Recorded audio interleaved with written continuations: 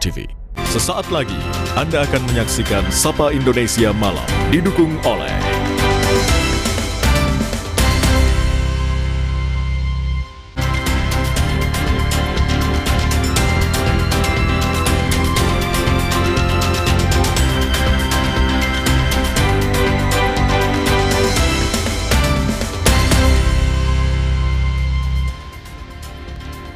Salam jumpa saudara, Presiden Prabowo Subianto kembali menyinggung soal narasi Indonesia gelap dan kabur aja dulu. Prabowo mempersilahkan pihak-pihak yang mengusung narasi negatif soal Indonesia itu agar kabur ke Yaman. Bagaimana membaca pernyataan Presiden Prabowo ini? Yang juga jadi sorotan dari luar negeri, Presiden Amerika Serikat Donald Trump meminta Iran segera menyerah. Trump bilang AS secara militer telah menghancurkan Iran. Sementara Teheran menyatakan Amerika telah gagal memberi tekanan agar Iran menyerah. Lalu bagaimana nasib perundingan damai kedua negara tersebut? Dua informasi tersebut akan jadi bahasan utama Sapa Indonesia Malam kali ini. Saya Friska Clarissa. Dan saya Tifal Solesa menemani Anda hari ini di akhir April 2026.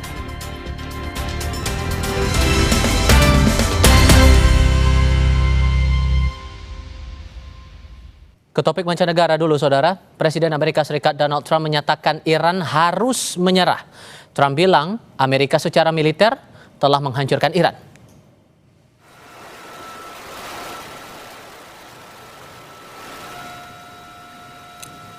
Menurut Trump, Iran tidak lagi memiliki pasukan militer dan mengklaim Amerika punya militer yang luar biasa. Sehingga Iran harus segera menyatakan menyerah dan menyepakati kesepakatan yang diminta Amerika bahwa tidak akan ada senjata nuklir. Trump juga bilang mereka masih menunggu kesepakatan dari pihak Iran.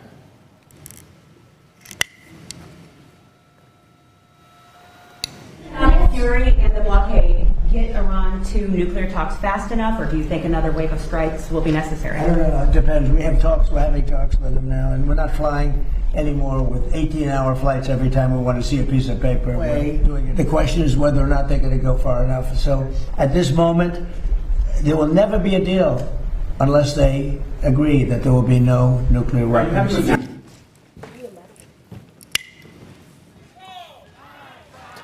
Ketua Parlemen Iran Muhammad Baghir Ghalibaf mengatakan melalui pesan audio kepada rakyat Iran bahwa Presiden Amerika Serikat Donald Trump memaksa Iran untuk menyerah melalui tekanan ekonomi, perpecahan internal, hingga blokade laut. Ghalibaf kemudian mengkritik Trump karena menggambarkan Iran sebagai negara yang terpecah antara kelompok radikal dan moderat, serta tetap bersikeras melakukan blokade sampai kesepakatan tercapai.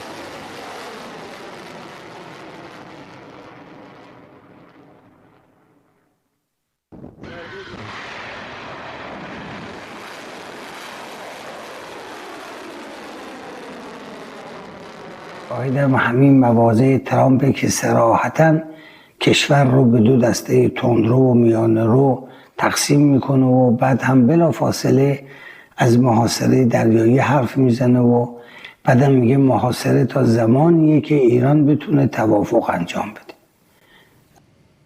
Menteri Perang Pete Hegseth dituduh menyetujui pembunuhan dan kejahatan perang oleh anggota parlemen di Komite Angkatan Bersenjata Amerika Serikat.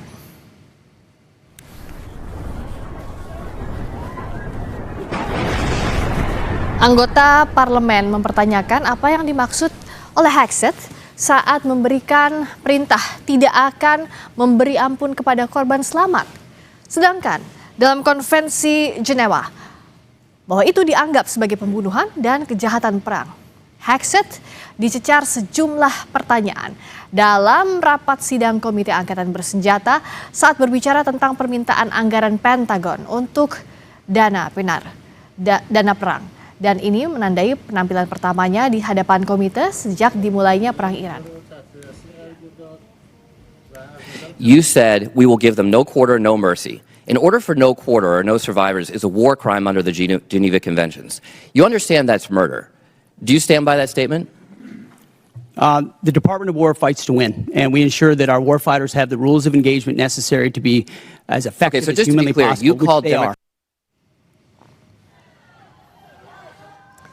Menteri Perang Amerika Serikat Pete Hegseth juga didesak oleh anggota Kongres Amerika Serikat mengenai biaya sebenarnya dari perang yang terjadi dengan Iran. Selama sidang Komite Angkatan Bersenjata, anggota Kongres mempertanyakan perkiraan Hegseth bahwa konflik tersebut telah menelan biaya sekitar 25 miliar dolar Amerika Serikat atau setara 434 triliun rupiah.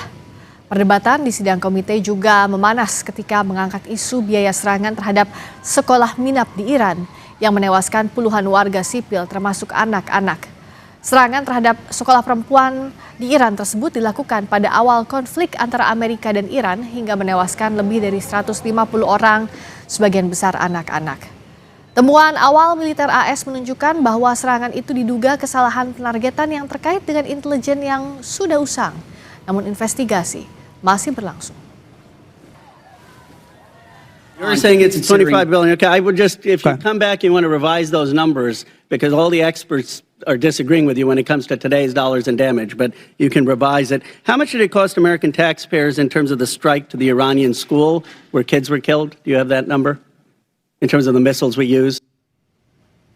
Dalam momen yang sama, Saudara Menteri Perang Amerika Pete Hegseth malah balik bertanya kepada anggota Kongres yang mencecarnya berapa yang akan ia keluarkan agar Iran tidak menguasai senjata nuklir dan menguasai Selat Hormuz. Ia memastikan biaya perang akan diatur oleh tim ekonomi pemerintah. What it costs to prevent Iran from getting a nuclear bomb. I give you that, sir, but let me... What would it cost? What would you pay to ensure Iran doesn't get a nuclear bomb? What would you pay? What is the cost of Iran holding that straight at issue with nuclear weapons? We have an incredible economic team that's managing this better than what the previous administration did to our economy. Presiden Rusia Vladimir Putin dan Presiden Amerika Serikat Donald Trump melakukan percakapan telepon selama 1,5 jam pada hari Rabu waktu setempat. Pernyataan ini disampaikan oleh penasihat urusan luar negeri Presiden Putin kepada wartawan. Selama percakapan tersebut, kedua pemimpin membahas perang Iran dan Putin menekankan bahwa akan ada konsekuensi mengerikan jika kesepakatan dengan Iran tidak juga tercapai. Putin juga memberitahu Trump bahwa operasi darat di wilayah Iran tidak dapat diterima dan berbahaya. Россия твердо настроена оказывать всемирное содействие дипломатическим усилиям по поиску мирной развязки кризиса и предложила ряд соображений, направленных на урегулирование разногласий вокруг иранской ядерной программы. В этих целях будут продолжены активные контакты с иранскими представителями, лидерами стран Персидского залива, а также с Израилем и, естественно, командой американских переговорщиков. Presiden Donald Trump mengatakan salah satu pembicaraan melalui telepon dengan Presiden Rusia Vladimir Putin terkait tawaran bantuan kepada Amerika untuk menangani uranium yang diperkaya Iran sebagai bagian dari potensi kesepakatan nuklir. Trump mengatakan Amerika akan memperbarui tawarannya agar Iran mau melibatkan Rusia yang berperan sebagai negara ketiga yang dapat menangani 440 kg uranium yang diperkaya Iran. Not going to have a nuclear weapon. They know it. And just about everybody else does. And so we talked about that a little bit. He doesn't want to see them have a nuclear weapon either. But I had a long talk with President Putin. I suggested a little bit of a ceasefire, and I think he might do that. He might announce. Perdana Menteri Pakistan Shehbaz Sharif mengatakan dalam rapat kabinet bahwa Islamabad telah melakukan upaya untuk memfasilitasi pembicaraan antara Amerika Serikat dan Iran. Sharif memuji upaya para pejabat militer dan diplomatik karena telah membantu dalam pembicaraan negosiasi. Sharif juga mengingatkan bahwa perang Amerika Serikat dan Iran membuat Selat Hormuz memengaruhi pasar minyak global yang naik signifikan.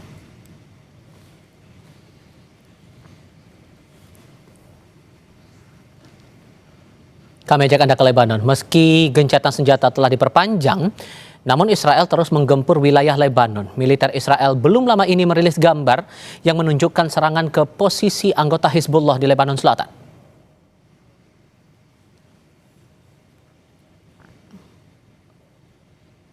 Militer Israel menyatakan telah melancarkan serangan udara ke sekitar 20 posisi Hizbullah di Lebanon Selatan. Target serangan adalah gudang senjata, markas besar, dan bangunan yang digunakan untuk tujuan militer. Israel memperkirakan sedikitnya 1.800 pejuang Hezbollah tewas dalam konflik yang telah berlangsung selama hampir 2 bulan.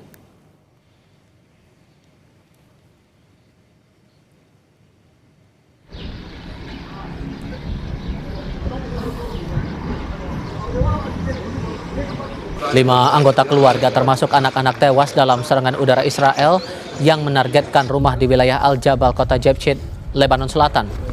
Visual yang Anda lihat ini menunjukkan bangunan rumah yang hancur imbas serangan Israel. Di antara puing-puing bangunan yang hancur terdapat buku sekolah dan mainan anak-anak. Warga menyatakan tidak ada peringatan awal soal serangan Israel itu. Menurut warga, kota ini termasuk dalam wilayah gencatan senjata. Hal ini yang mendorong warga kembali ke rumah mereka. Namun kini, warga kembali harus mengungsi setelah Israel kembali melancarkan serangan. مرة جديدة العدو بأكد على همجيته، منطقة صار فيها هدنة العالم رجعت عليها. اليوم العدو عم يختال حج كبير مع زوجته مع حفيده اللي هو ما بيتجاوز عمره 10 سنين، مع حفيدته اللي هي طالبة جامعة وإما. واضح إنه هيدي همجية مش أكتر من هيك. اليوم هودي أطفال مدنيين ورجال ونسوان، ما في أي شيء بدل إنه هودي هن عم يعملوا أي حركة عسكرية أو أي شيء. Warga kota Tair Deba di Lebanon Selatan menggelar prosesi pemakaman untuk Mila Zayat.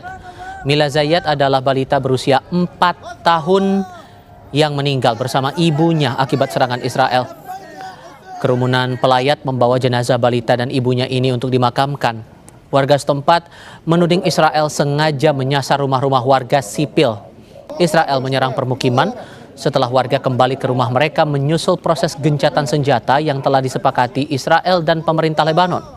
Serangan udara Israel ke Tair Deba pada Selasa lalu menewaskan 3 warga, salah satunya adalah Mila Zayat, sedangkan belasan warga lainnya terluka. أيضا العدو الإسرائيلي وعدو الأمريكاني ما في للمجاهدين الأبطال بالخطوط الأمامية بيلجأ لضرب الأطفال والرضع. هدفهم هن بس يعملوا صدمة وترويع للعالم. ما فيهم للمجاهدين، عم راح ضربوا الأطفال، طفل رضيع، طفل رضيعة، طفل جنين ببطن أمه، لحتى يفرج العالم إنه عم يعمل صورة من الإنجازات اللي عم تعمل. Donald Trump mendesak Iran untuk menyerah dan menyepakati negosiasi soal nuklir di tengah blokade Amerika di Selat Hormuz yang masih berlangsung. Namun Iran menyebut bahwa tekanan AS dianggap gagal. Kita akan mengulasnya. Apakah Iran dan Amerika Serikat akan kembali ke meja perundingan? Usai jeda di Sapa Indonesia Malam.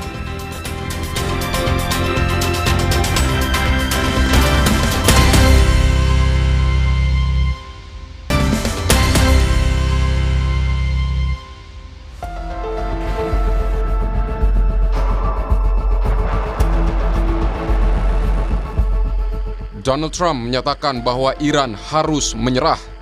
Trump bilang bahwa AS secara militer telah menghancurkan Iran. Menurut Trump, Iran tidak lagi memiliki pasukan militer dan mengklaim Amerika memiliki militer yang luar biasa, sehingga Iran harus segera menyatakan menyerah dan menyepakati kesepakatan yang diminta Amerika bahwa tidak akan ada senjata nuklir. Get Iran to nuclear talks fast enough, or do you think another wave of strikes will be necessary? I don't know. It depends. We're having talks with them now. Flying anymore with 18-hour flights every time we want to see a piece of paper. The question is whether or not they're going to go far enough. So at this moment, there will never be a deal unless they agree that there will be no nuclear weapons. Presiden Donald Trump juga mengatakan bahwa Rusia menawarkan bantuan kepada Amerika untuk menangani uranium yang diperkaya Iran sebagai bagian dari potensi kesepakatan nuklir. Trump mengatakan Amerika akan memperbarui tawarannya agar Iran mau melibatkan Rusia yang berperan sebagai negara ketiga yang dapat menangani 970 pon uranium yang diperkaya Iran. They're not going to have a nuclear weapon. They know it. And just about everybody else does. And so we talked about that a little bit. He doesn't want to see them have a nuclear weapon either. But I had a long talk with President Putin. I suggested a little bit of a ceasefire, and I think he might do that. He might announce. Namun tekanan Amerika Serikat terhadap Iran dianggap gagal. Ketua Parlemen Iran Mohammad Bagher Ghalibaf mengatakan melalui pesan audio kepada rakyat Iran bahwa Trump memaksa Iran untuk menyerah melalui tekanan ekonomi, perpecahan internal, dan blokade laut.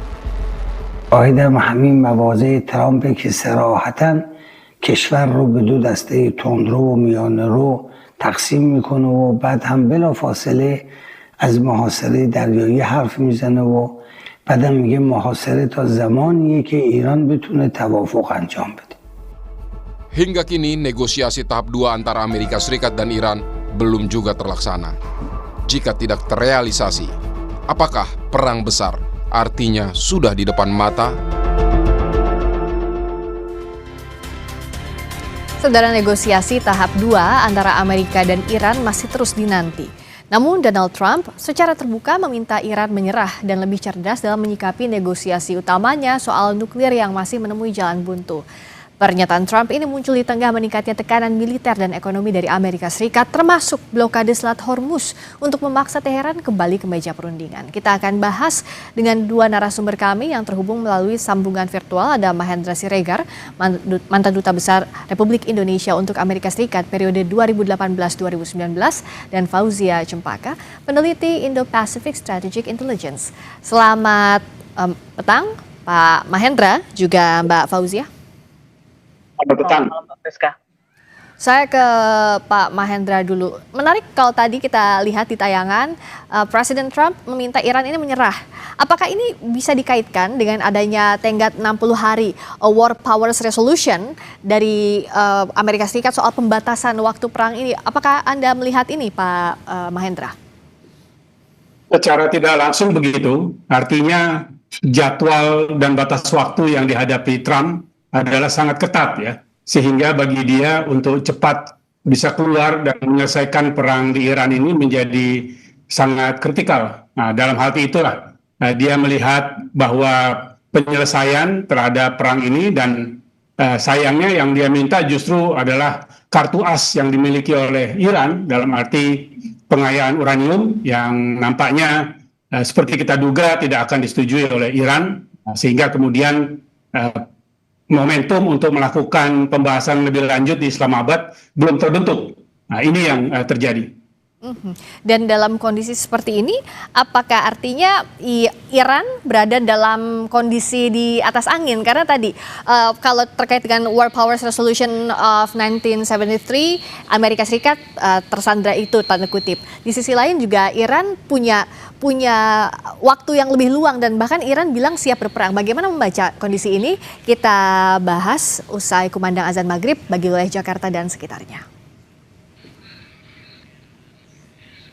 Selamat menunaikan ibadah sholat maghrib bagi Anda yang menjalankan, khususnya di wilayah Jakarta dan sekitarnya. Sapa Indonesia Malam masih bersama dengan Mahendra Siregar, mantan Duta Besar RI untuk Amerika Serikat periode 2018-2019, dan Fauzia Cempaka, peneliti Indo-Pacific Strategic Intelligence.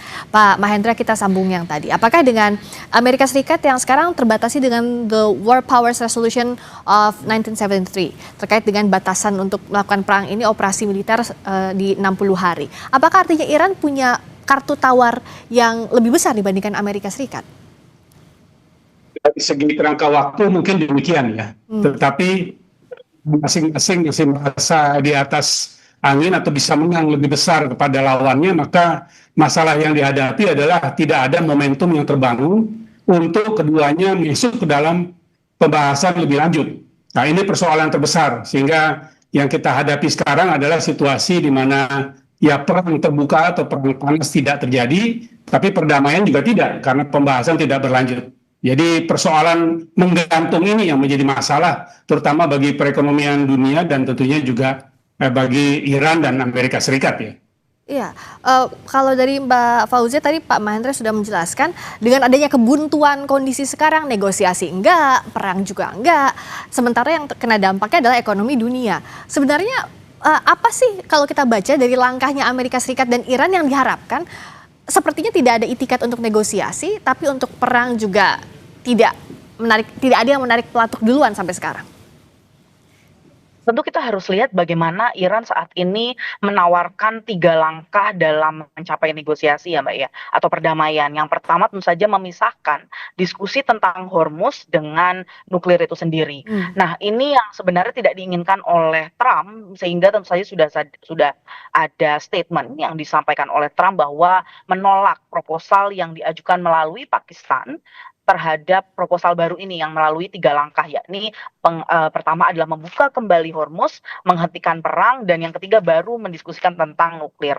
Karena tentu saja ini kita mengingatkan bagaimana kesepakatan yang sebelumnya sama-sama pernah diraih oleh Obama di tahun 2015 di JCPOA dengan konteks yang sama, yaitu bicara tentang sanction, dan yang kedua baru bicara tentang nuklir. Nah, padahal tentu saja secara internal, secara domestik, Trump sudah berkali-kali menyatakan di tweet maupun dalam press release-nya bahwa dia akan mencapai deal yang lebih baik dibanding Obama. Nah, ini tentu akan menjadi penghalang perdamaian atau kesepakatan ini tercapai. Dan ini menurut saya poin yang dimana saat ini yang cukup krusial, yaitu diskusi tentang mekanisme teknis tentang penanganan uranium yang dimiliki oleh Iran saat ini, Mbak Friska. Dan kalau dari 2015 ini juga tentunya Iran akan sangat berhati-hati, tidak mau itu terulangi. Kalau dari awal sebenarnya perundingan di Islamabad sebelumnya, Mbak Fauzia, kan Iran sudah jelas-jelas bilang seperti yang tadi Mbak Fauzia bilang, nggak mau mencampur adukan antara negosiasi nuklir dengan Hormuz. Tapi pada faktanya demikian. Iya, betul Mbak. Jadi memang ini saat ini menjadi, tapi kita lihat sebenarnya ini masih ada back channel diplomasi. Terutama ketika kita lihat fakta di lapangan adalah Arakci baru saja kembali dari Moskow, Mbak, dari Rusia, dan tentu saja ada diskusi yang saat ini salah satunya disampaikan statementnya oleh direktur atau kepala dari IAEA bahwa ada diskusi mengenai teknis yang lebih panjang, apakah nantinya Amerika Serikat membolehkan atau mengizinkan Rusia untuk menangani kekayaan atau pengayaan uranium yang dimiliki oleh Iran ini, Mbak. Dan tadi juga Trump bilang ya bahwa akan meminta bantuan Rusia. Jadi menarik ya, posisi Rusia saat ini tampaknya digunakan sebagai jembatan antara kebuntuan Iran dan Amerika Serikat. Pak Mahendra, apakah ini bisa dikatakan ya pintu yang coba dibuka dan kemungkinan bisa terbuka, karena kita tahu juga Iran ya sangat dekat dengan Rusia? Bisa dilihat demikian, tapi bisa juga dilihat ada upaya bagi Iran untuk melihat bagaimana pandangan dari Rusia ataupun juga nanti RRT terhadap kondisi yang ada di sana, juga termasuk kepada posisi Iran sendiri yang ingin mengelola dan juga tanda petik menjaga Selat Hormuz. Ini kan adalah poin penting yang dimiliki oleh Iran yang diberikan proposal kepada pihak Amerika, tapi juga Iran ingin tes bagaimana posisinya Rusia, posisinya negara besar lain, dan tentu posisi Oman yang adalah pemilik sebelah barat dari Selat Hormuz. Dalam arti kalau nanti dibahas lebih lanjut pengelolaan dan juga penjagaan dari Selat Hormuz, bagaimana posisi mereka. Jadi banyak isu yang saya rasa dibahas tadi itu ya. Dan soal Hormuz sekarang, saat ini kan juga masih kompleks, Pak Mahendra. Hormuz, Iran berkali-kali mengatakan dibuka, ditutup lagi, dibuka lagi karena blokade yang dilakukan Amerika Serikat tidak juga dicabut. Apakah intensi Amerika Serikat ini untuk kita katakan untuk memanaskan tensi di Selat Hormuz itu tidak berhenti sampai saat ini? Jadi memang Iran mengunci posisinya menutup Selat Hormuz dikaitkan dengan blokade dari Amerika Serikat. Tapi sebaliknya Amerika Serikat mengunci blokadenya itu dengan posisi Iran menyerahkan proses pengayaan uraniumnya. Jadi bisa dibilang kunci lah. Nah, ini yang menjadikan situasi menggantung saat ini dan menjadi kecemasan bagi seluruh pihak, saya lihat ya.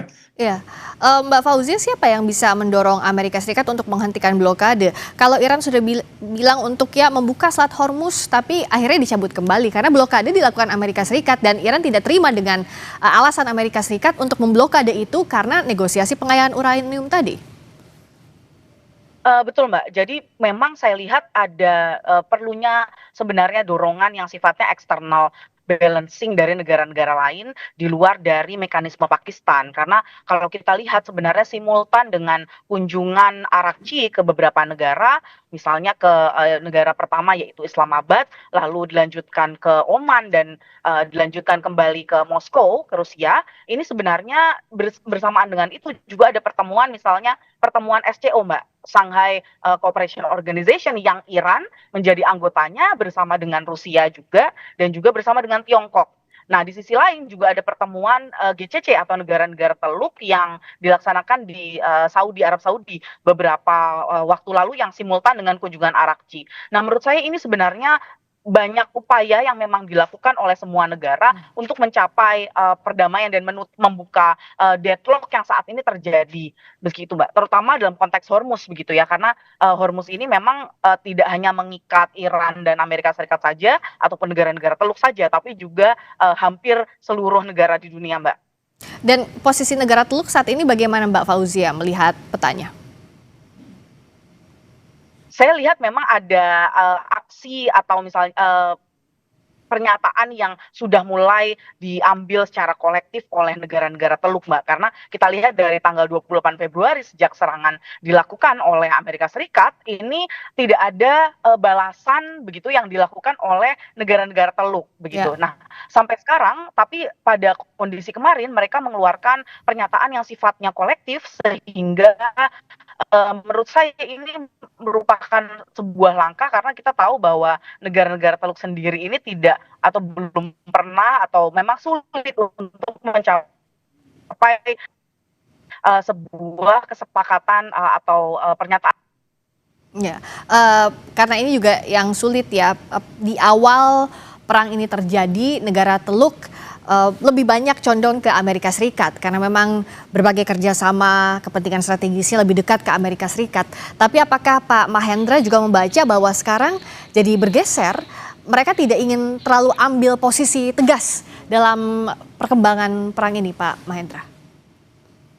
Saya rasa posisi masing-masing negara Teluk adalah kepentingan nasionalnya sekarang ini.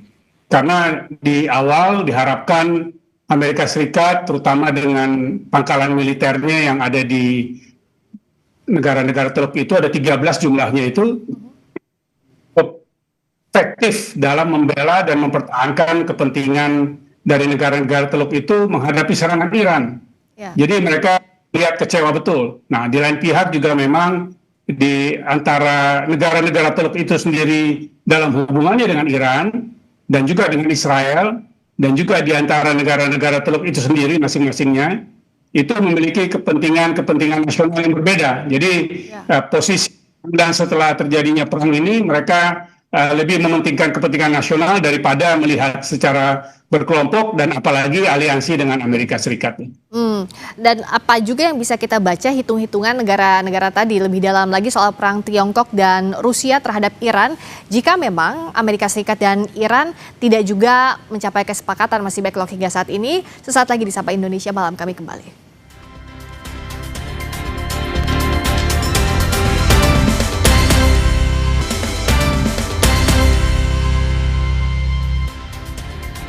Masih di Sapa Indonesia Malam bersama saya Friska Clarissa dan kita masih berbincang dengan Bapak Mahendra Siregar, mantan Duta Besar Republik Indonesia untuk Amerika Serikat periode 2018-2019 dan Mbak Fauzia Cempaka, peneliti Indo-Pacific Strategic Intelligence. Saya ke Pak Mahendra lagi. Pak Mahendra, sebenarnya dalam kondisi seperti ini kita bahas dulu yang akan terjadi di Amerika Serikat. Besok kan 1 Mei. Kalau tenggat dari War Powers Act atau War Powers Resolution, ya 60 hari. Apa sebenarnya proses yang bisa terjadi di Kongres dalam kondisi seperti ini, Pak Mahendra?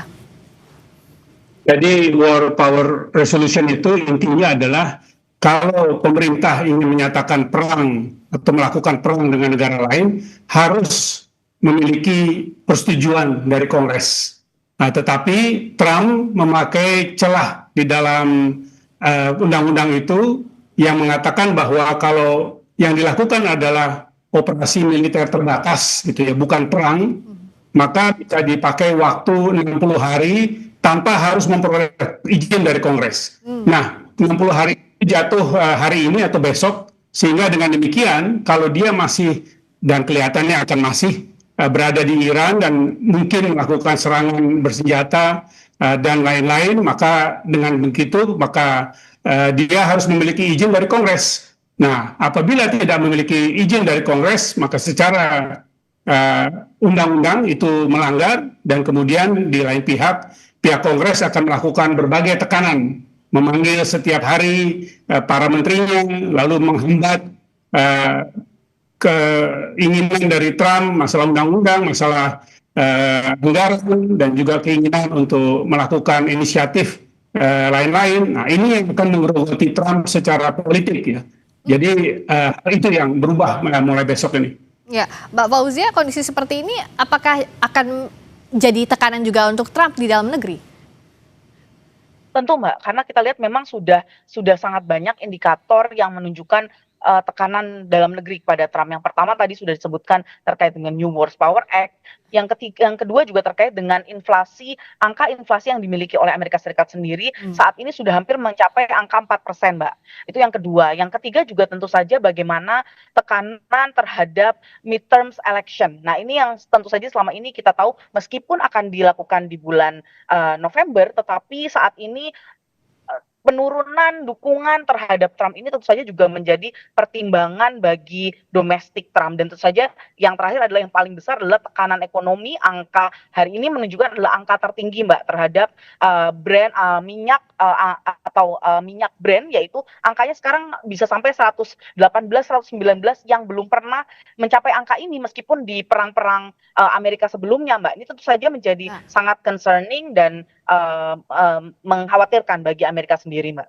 Tapi tampaknya Trump masih sangat percaya diri sampai sekarang, Pak Mahendra. Apakah dengan komposisi Kongres bisa kita baca bahwa Trump masih percaya diri Kongres lebih banyak akan menyetujui langkahnya Trump? Style Trump itu memang selalu ingin mendikte dan memonopoli semua kendalinya ya. Tetapi realitanya tidak seperti di awal perang ini. Dia tidak lagi memegang kendali sepenuhnya. Berhadapan dengan Iran sendiri, Iran lah yang menentukan tidak mau melanjutkan pembahasan karena Trump dianggap tidak bersungguh-sungguh. Lalu sekarang dengan Kongres demikian juga.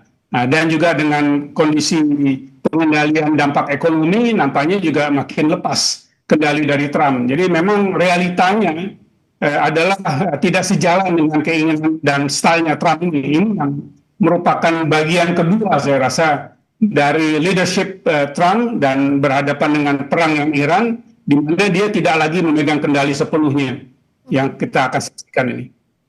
Dengan kondisi seperti ini, apakah Mbak Fauzia kita bisa melihat celah bagi ally-nya Iran, yakni Rusia dan Tiongkok? Nah, jika iya, apa celah yang bisa diambil? Salah satu celah yang saya lihat sebenarnya adalah pertemuan Shanghai Cooperation Organization beberapa hari lalu yang dilakukan dan menghadirkan beberapa negara anggota, dan Iran merupakan anggotanya, Pakistan juga merupakan anggotanya, dan juga India serta Rusia dan juga Tiongkok. Nah, sebenarnya ini menunjukkan bagaimana Iran ini melawan klaim Trump yang menyebutkan bahwa Iran ini adalah negara pariah atau negara yang tidak punya dukungan internasional begitu, karena jelas di dalam statement bersama yang disampaikan di dalam Shanghai Cooperation Organization pertemuan tingkat tinggi tersebut disampaikan bahwa di situ justru statement yang disampaikan adalah menyatakan bahwa serangan yang dilakukan Amerika Serikat ini adalah ilegal, dan negara-negara SCO di situ tentu kontra dan mendukung Iran dalam konteks ini menghadapi Amerika Serikat di bawah aturan hukum internasional. Nah, ini menurut saya cukup signifikan, Mbak, karena sebelumnya kita tahu bahwa Tiongkok sendiri tidak mengeluarkan statement hingga tanggal 21 April lalu, padahal perangnya terjadi dari tanggal 28 Februari, itu tidak ada statement yang sifatnya formal dari Tiongkok. Jadi ini sebenarnya menurut saya sudah bentuk dari dukungan yang semakin terakumulasi bagi Iran, Mbak.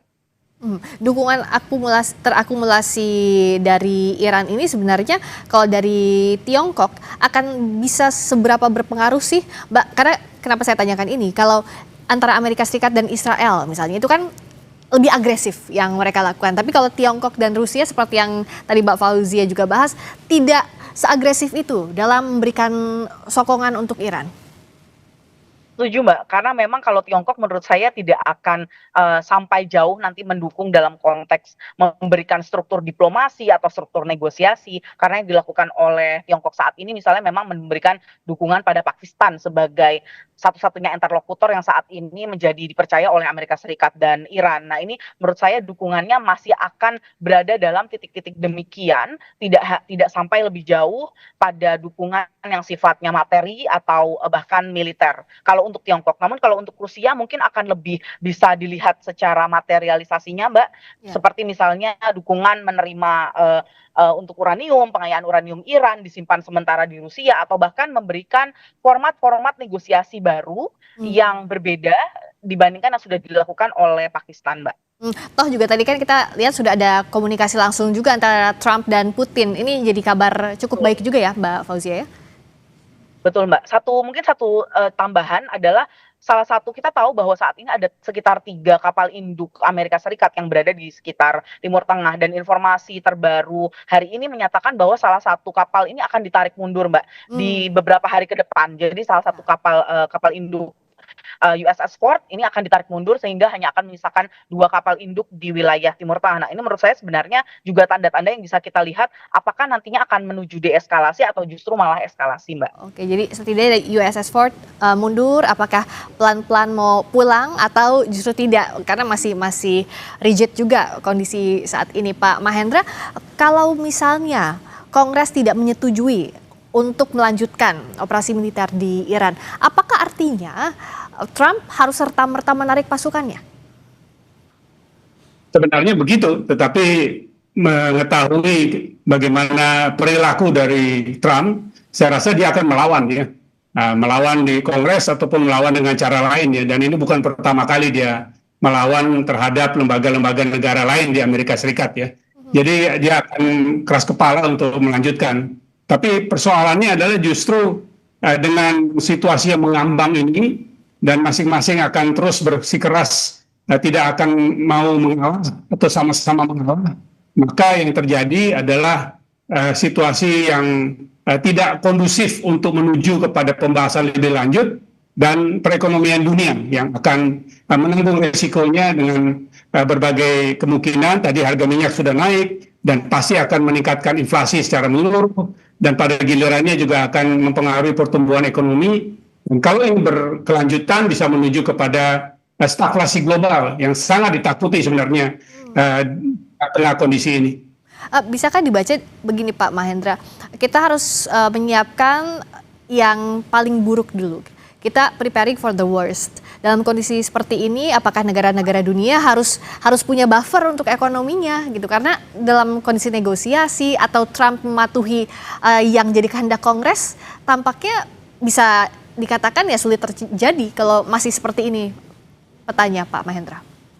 Betul. Jadi kalau 4-5 minggu ke depan situasinya masih deadlock begitu ya, tidak ada pergerakan menuju kepada pembahasan, apalagi perundingan, maka dapat diperkirakan pelemahan dari pertumbuhan ekonomi dunia akan sangat terasa, dan kemudian tingkat inflasi akan jauh lebih tinggi lagi, dan akan bertahap. Juga ada kekurangan pasokan, bukan hanya harga tapi pasokan minyak, pasokan gas, pasokan pupuk, petrokimia, dan berbagai lain yang merupakan turunan dari produk minyak dan gas dari Timur Tengah ini.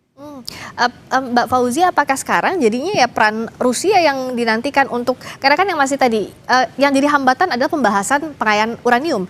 Kalau seandainya Rusia dan Iran setuju untuk menitipkan kepada Rusia, apakah bisa dikatakan ya ini bisa jadi tanda perangnya akan segera berakhir? Itu yang diharapkan. Betul Mbak, saya melihatnya demikian, bahwa memang karena begini, bahwa Rusia sendiri memang punya kredibilitas. Secara teknis di masa lalu pada tahun 2015, Rusia sudah pernah menyimpan atau menerima hasil pengayaan uranium Iran sebelum memasuki JCPOA, kesepakatan JCPOA dengan Amerika Serikat. Nah ini sebenarnya juga menjadi tangga kredibilitas atau bukti kredibilitas Rusia sendiri pernah ada begitu. Itu yang pertama. Yang kedua tentu saja dalam hal ini memang Iran sendiri masih belum menerima, Mbak. Belum bisa memutuskan apakah memang akan dilakukan mekanisme seperti dulu begitu, yaitu menitipkan uraniumnya ke Rusia. Karena memang sampai saat ini Iran belum setuju, yang dia masukkan adalah mekanisme dilusi atau dilute, jadi melarutkan kembali 60% kepemilikan uraniumnya ke angka yang dianggap lebih aman oleh IAEA. Nah, ini saat ini masih menentukan apakah mekanismenya terhadap pengayaan uranium ini demikian. Tapi tentu saja kalau kita lihat memang dalam konteks ini Pakistan dan Rusia menjadi dua pihak yang sangat penting, karena kita tahu ketika kemarin kembali Arakchi dari Rusia juga mengunjungi Islamabad kembali. Jadi belum langsung ke Iran, tapi mengunjungi Islamabad kembali. Nah, ini kita melihat bagaimana memang sangat sentralnya posisi Pakistan dalam hal ini sebagai interlokutor, Mbak. Nah, dalam kondisi seperti ini, apakah Pakistan masih bisa diandalkan, Mbak Fauzia? Karena kan tampaknya ya kemarin di Islamabad tidak juga berhasil. Tapi perannya Pakistan sekarang bergeser ke arah mana sih? Saya setuju, Mbak. Jadi memang Pakistan ini sekarang memang sangat bekerja keras. Dalam hal ini memang ada beberapa hal yang ditawarkan, hal baru yang merupakan perkembangan dari pertemuan yang pertama, yaitu misalnya yang pertama adalah dalam konteks pengayaan uranium ini nantinya pengawasannya tidak hanya pada negara-negara yang dipilih oleh Amerika Serikat saja atau IAEA saja, tapi juga negara-negara yang nantinya ditentukan oleh Iran. Nah, ini sebenarnya salah satu opsi yang muncul dari Pakistan. Yang kedua, bahkan juga dalam konteks ini kita tahu ada ancaman dari Trump misalnya terkait bagaimana blokade yang dilakukan Amerika Serikat ini telah menghentikan produksi minyak atau bahkan mengurangi produksi minyak Iran. Nah, ini ada beberapa jalur darat yang ditawarkan oleh Pakistan untuk dilewati sehingga distribusi minyak Iran ini akan lebih terbantu begitu. Nah, ini beberapa hal yang sifatnya teknis ini memang juga ditawarkan oleh Pakistan, dan saya rasa ini menjadi kunci apakah nantinya Amerika Serikat dan Iran ini akan bertemu kembali di Islamabad pada pertemuan-pertemuan dalam waktu dekat sesuai yang disampaikan Pak Mahendra tadi. Saya setuju, Mbak. Ya, Pak Mahendra, apa yang bisa kita harapkan jalan menuju damai yang setidaknya masih bisa kita inginkan bisa terjadilah dalam waktu dekat ini? Terus bersikeras dengan posisi masing-masing dan tidak ada rasa bahwa risikonya akan kalah besar pada kedua-duanya, maka memang yang harus maju itu adalah dunia internasional, negara-negara lain. Apakah itu Rusia dan RRT yang jelas adalah negara-negara yang besar secara militer, ekonomi, dan juga menjadi bagian dari BRICS ya.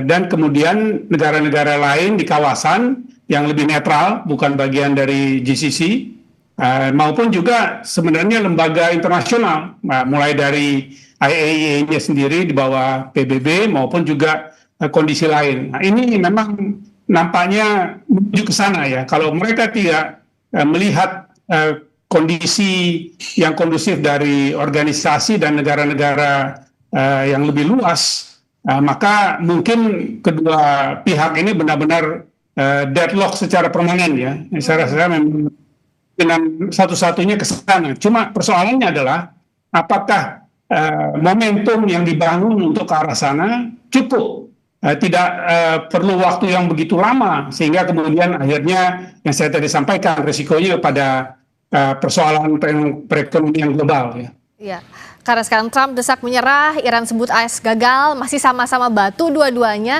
peran dunia internasional yang kita nantikan. Tapi di sisi lain juga warga dunia harus bersiap soal ekonomi, dampak ekonomi yang akan semakin besar terdampak akibat perang yang tidak berkesudahan ini. Terima kasih Pak Mahendra Siregar, Duta Besar RI untuk Amerika Serikat periode 2018-2019, dan Mbak Fauzia Cepaka, peneliti Indo-Pacific Strategic Intelligence, sudah hadir di Sapa Indonesia Malam.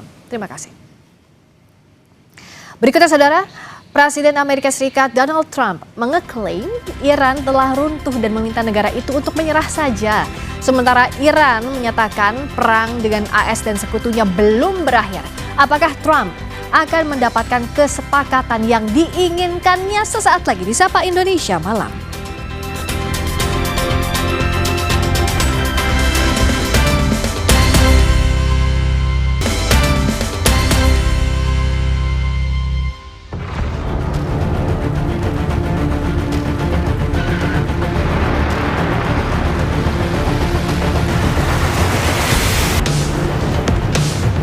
all they have to do is just say, we give up. We give up.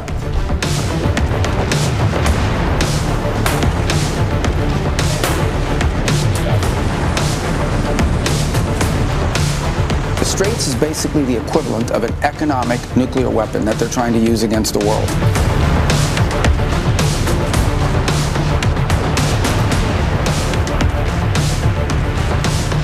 At this moment, there will never be a deal unless they agree that there will be no nuclear weapons.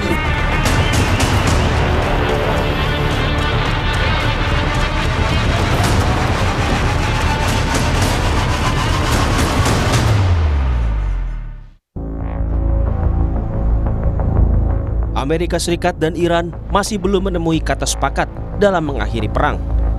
Presiden AS Donald Trump masih bersabar menunggu Iran yang diklaimnya telah mengajukan proposal perdamaian baru. Trump menggambarkan Iran kini dalam keadaan runtuh dan meminta Selat Hormuz dibuka segera. Sementara Iran menegaskan perang belum berakhir. Perundingan kedua Iran dan Amerika Serikat yang dimediasi Pakistan batal digelar. Namun Gedung Putih mengklaim telah menerima proposal baru dari Iran, yakni mengenai pembukaan Selat Hormuz.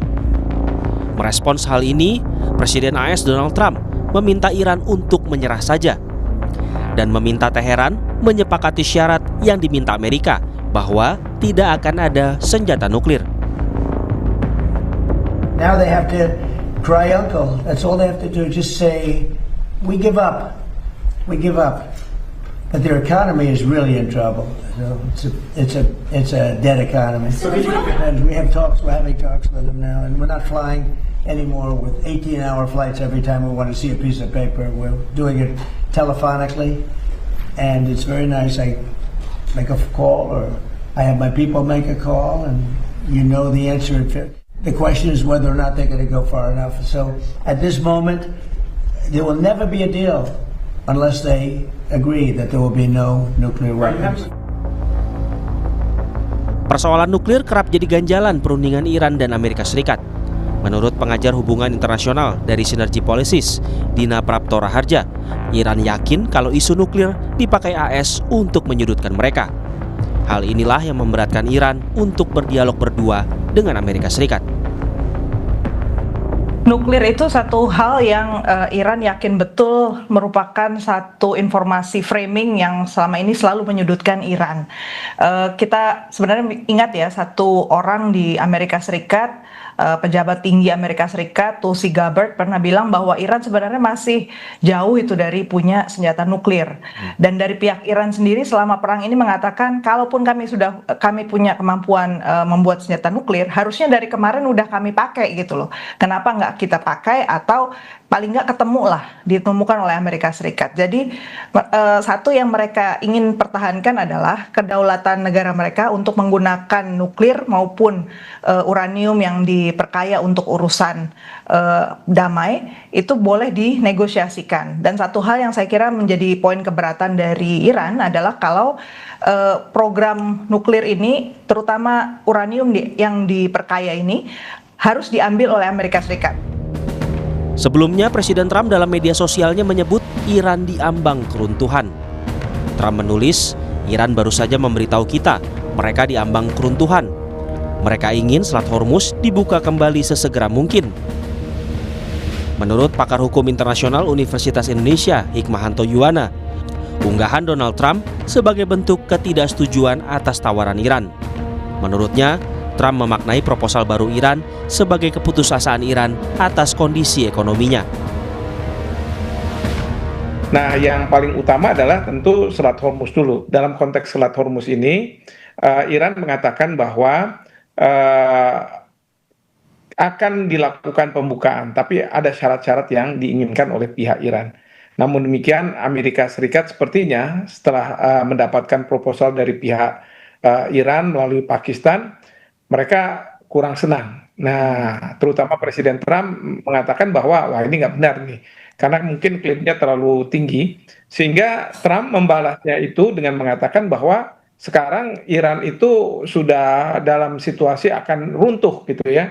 sehingga dia ingin dengan sangat minta supaya masalah Selat Hormuz itu didahulukan, karena mungkin dalam pemikiran Trump Selat Hormuz ini sangat penting bagi kehidupan ekonomi Iran.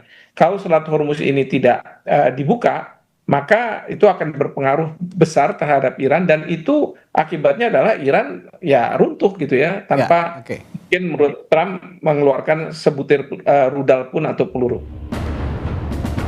Selat Hormuz kini seolah jadi ladang pamer kekuatan Iran dan Amerika Serikat.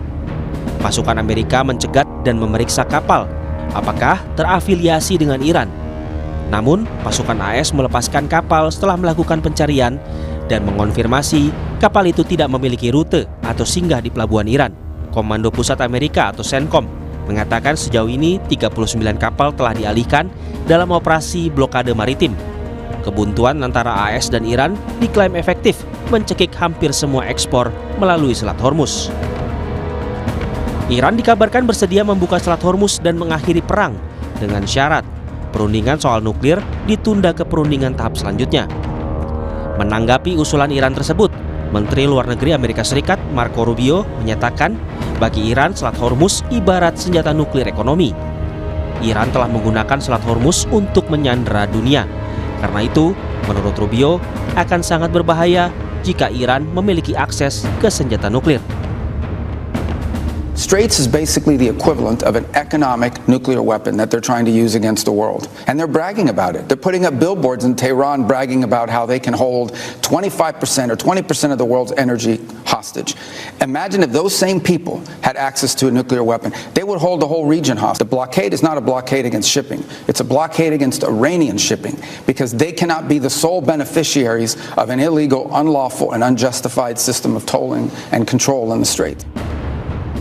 Lalu, benarkah Iran menginginkan perang usai? Juru bicara militer Iran, Brigjen Muhammad Akraminia, menegaskan negaranya tidak menganggap perang dengan Amerika dan Israel telah berakhir. Militer Iran telah memperbaharui basis data target-target serangan militernya selama gencatan senjata. به دلیل اینکه اعتمادی وجود نداره به امریکا و دشمنان ما همیشه به همون شکلی که در طول جنگ عمل می‌کردیم با جدیت تلاش کردیم اهدافمون رو بروز کنیم، بانک اهداف رو بروز کنیم. Meski pertempuran sementara berhenti, baik Iran maupun Amerika Serikat sama-sama tak mau menurunkan ego untuk mencapai kesepakatan. Menurut pengamat keamanan global Aisyah Kusuma Sumantri, kemungkinan besar Amerika akan mundur dari negosiasi dan perang dengan Iran berakhir begitu saja. Ya, kedua belah pihak memutuskan untuk menghentikan tangga eskalasi, karena kita lihat sebenarnya kedua belah pihak ini terus-menerus menaiki tangga eskalasi untuk bisa apa? Menaikkan leverage yang bisa mereka dapatkan di dalam meja perundingan gitu. Kalau misalnya kedua belah pihak ini bisa setuju untuk menurunkan tensi, ya tidak mungkin menghilangkan karena ini masih berada di dalam kondisi perang dan kedua belah pihak butuh bargaining position yang tinggi gitu. Lalu yang kedua, ini ada skenario lain, ini terkait kemudian ketika ya salah satu pihak ini mengalah dan satu pihak lagi kemudian ini tetap ini ketat dengan kemudian persyaratannya, maka kita melihat bahwa ini merupakan salah satu hal yang sepertinya agak mustahil untuk terjadi. Nah, skenario ketiga sebenarnya ini ketika Amerika Serikat pada akhirnya ini tidak mau lagi berunding karena merasa bahwa ya mereka butuh waktu dan jeda sampai ke pembeli sela untuk bisa ya establishing kekuatan Republikan di dalam negeri gitu, sehingga apa yang terjadi nantinya itu akan seperti di Korea Utara dan Korea Selatan, secara status masih berperang tetapi ada gencatan senjata dan negatif peace yang tercipta untuk bisa menimbulkan space bagi negara-negaranya untuk tetap beroperasi secara normal. Ya, at the very least yang dikatakan ke publik bahwa peperangannya sudah berhenti terlebih dahulu. Presiden Trump kini dikejar tenggat waktu oleh Kongres Amerika Serikat mengenai perang di Iran. Trump punya waktu hingga Jumat 1 Mei untuk mendapatkan persetujuan Kongres jika ingin melanjutkan perang di Iran. Lalu pertanyaannya kini, apakah Trump akan mengejar kesepakatan dengan Iran untuk mengakhiri pertempuran atau mengabaikan undang-undang dan mengejar ambisinya di Timur Tengah?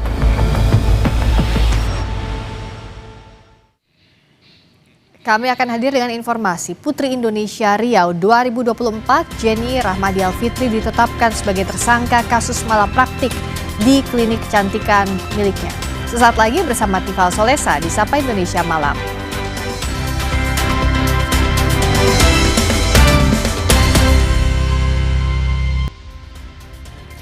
Saya Tifal Solesa melanjutkan Sapa Indonesia Malam, Saudara. Polisi mulai mengusut kasus kecelakaan kereta di Bekasi, Jawa Barat yang menyebabkan 16 orang meninggal.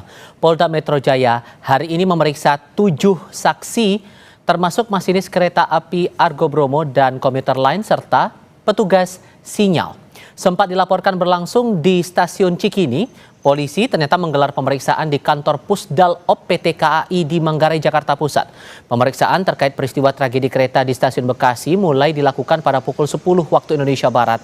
Kabid Humas Polda Metro Jaya, Kombes Budi Hermanto bilang 7 orang menjalani pemeriksaan, termasuk masinis. Kasus itu ditangani Subdit Keamanan Negara, Ditreskrimum Polda Metro Jaya. Yang pertama adalah Kapusdal, yang kedua PPKA, ketiga petugas sinyal, yang keempat masinis KRL komuter, kelima masinis Argo Bromo Anggrek, yang keenam asisten masinis Argo Bromo Anggrek, dan yang ketujuh pengendali. Ini proses permintaan keterangan. Polisi mendalami penyebab kecelakaan kereta api dan taksi daring yang menjadi awal mula tabrakan kereta api Argo Bromo Anggrek dan kereta rel listrik atau komuter lain di stasiun Bekasi Timur, Jawa Barat. Polisi memeriksa sopir taksi daring sekaligus mengkaji 4 faktor penyebab kecelakaan. Direktur Lalu Lintas Polda Metro Jaya Kombes Komarudin menjelaskan sopir taksi masih dimintai keterangan soal insiden yang menyebabkan kendaraannya tertemper kereta komuter lain di perlintasan sebidang dekat stasiun Bekasi Timur. Peristiwa itu diyakini menjadi penyebab tabrakan kereta api Argo Bromo Anggrek dan komuter lain yang berhenti di stasiun Bekasi Timur. Polisi akan menelusuri 4 faktor utama penyebab tabrakan antara komuter lain dan taksi, diantaranya faktor kelalaian manusia, faktor kendaraan, faktor jalan, dan faktor cuaca.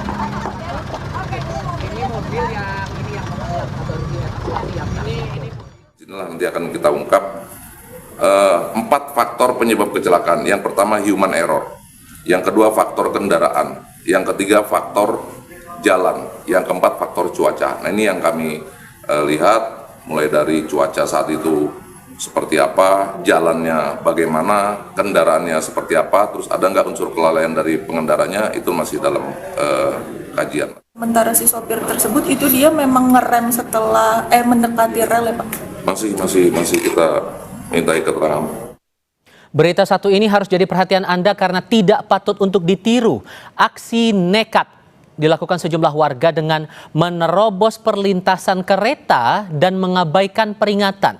Bahkan salah seorang perempuan nyaris tertabrak kereta api di Bandung, Jawa Barat.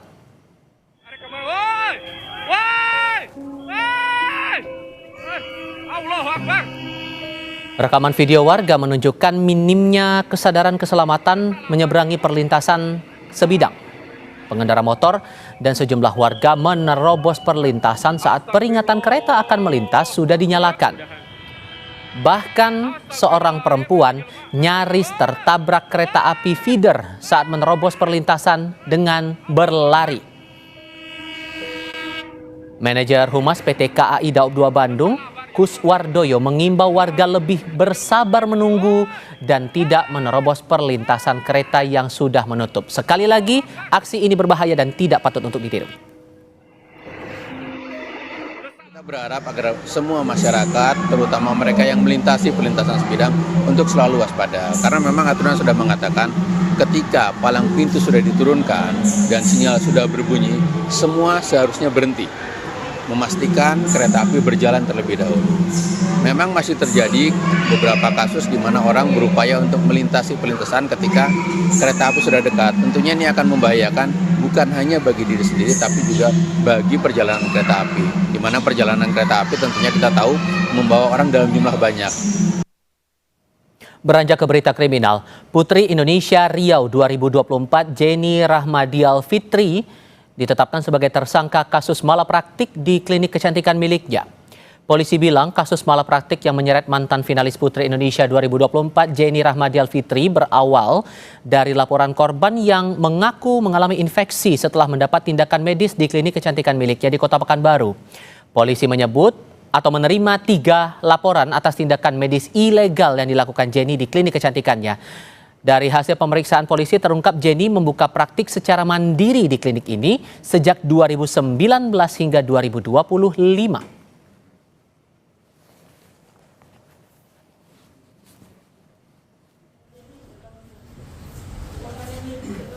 Jenny Rahmadial Fitri, mantan finalis Putri Indonesia, ditangkap polisi di rumah keluarganya di Bukit Tinggi, Sumatera Barat.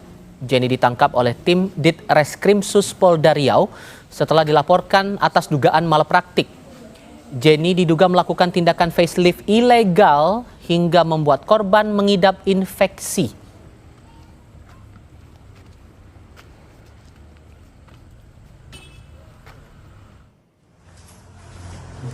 Polisi juga memeriksa klinik kecantikan milik Jenny Rahmadial. Dari pemeriksaan, polisi mendapati sejumlah bukti sertifikat pelatihan kesehatan yang dipajang di kliniknya. Namun, polisi menegaskan Jenny tidak menempuh pendidikan formal di bidang kedokteran maupun kesehatan.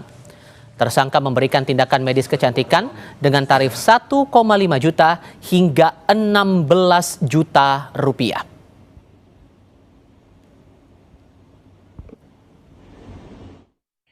Medis ya, tindakan kecantikan di klinik yang bersangkutan dengan variasi harga dari 1,5 juta sampai 16 juta rupiah, yang mana di klinik tersebut dipajang sertifikasi yang dimiliki oleh tersangka seolah-olah telah memiliki keahlian di bidang kecantikan ini. Lakukan pendalaman, penyidikan lebih lanjut, namun perlu kami sampaikan saat ini Polda Riau, Ditreskrimsus Polda Riau telah menerima 3 laporan secara resmi, yang mana korban sudah kita lakukan pengecekan, memang benar mengalami infeksi seperti yang disampaikan. Pelaku memang dokter, kan? Pelaku bukan tenaga kesehatan ataupun bukan dokter. Usai salah satu finalisnya, Jenny Rahmadial Fitri diduga melakukan praktik medis ilegal, Yayasan Putri Indonesia mencabut gelar Putri Indonesia Rio 2024 yang disandangnya. Yayasan Putri Indonesia menegaskan keputusan diambil sebagai bentuk komitmen dalam menjaga kredibilitas dan profesionalisme para pemegang Putri Indonesia di seluruh Indonesia.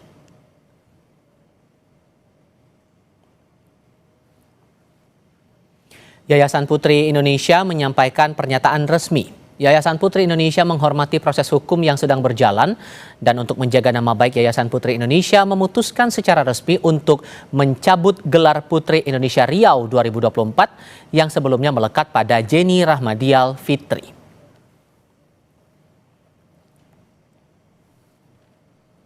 Kita kembali ke berita peristiwa, saudara. Setelah 8 jam proses pemadaman kebakaran di apartemen Mediterania Tower C, Tanjung Duren, Jakarta Barat rampung. Petugas memastikan tidak ada korban dalam kebakaran itu. Pada Kamis sore, para penghuni apartemen Mediterania Tower C kembali ke unit apartemen masing-masing setelah petugas pemadam kebakaran memastikan situasi aman. Sejumlah pekerja masih terlihat membersihkan lantai yang basah. Petugas berupaya keras memadamkan api selama hampir 8 jam sejak Kamis pagi tadi. Penyisiran dilakukan petugas dari lantai 1 hingga 35 dan tidak ditemukan adanya penghuni yang terjebak.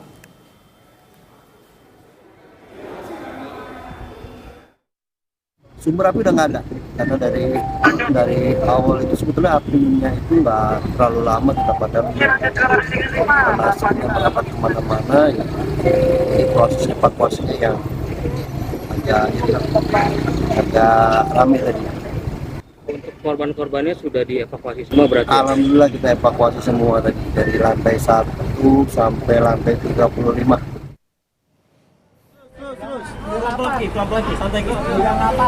Kalau satu backup dia. Cuman masih sesak.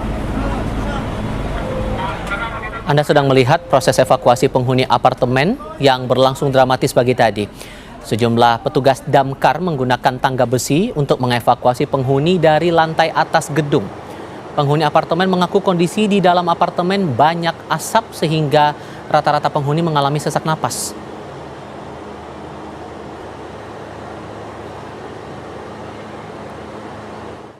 Saya terakhir di lantai 33, cuma saya jatuh dari lantai 9. Itu kondisi di dalam gimana, Pak?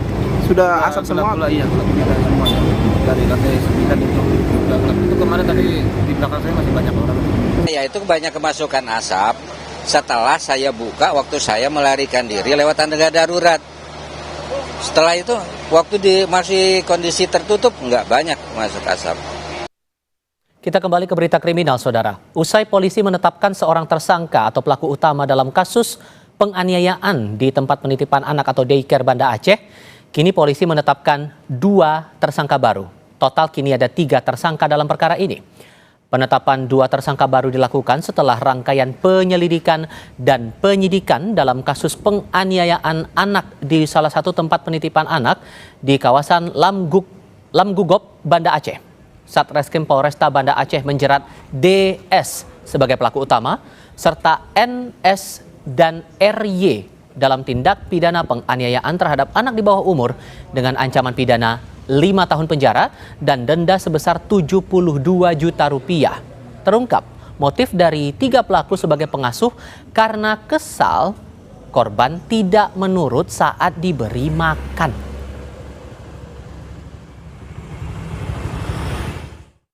Dan saat ini kita telah selesai melaksanakan gelar perkara, di mana dalam suatu rangkaian dan juga fakta-fakta yang kita temukan dengan 2 alat bukti yang cukup, kita telah menetapkan kembali 2 pengasuh anak berinisial RY 25 tahun dan juga NS 24 tahun, di mana saat ini kita sudah menetapkan 3 orang tersangka daripada penganiayaan terhadap anak, dan sampai saat ini kita sedang melakukan pemeriksaan terhadap orang tua yang menjadi korban daripada penganiayaan tersebut dan tetap mengumpulkan beberapa barang bukti dan juga menganalisis daripada hasil CCTV yang kita sedang melakukan penyelidikan.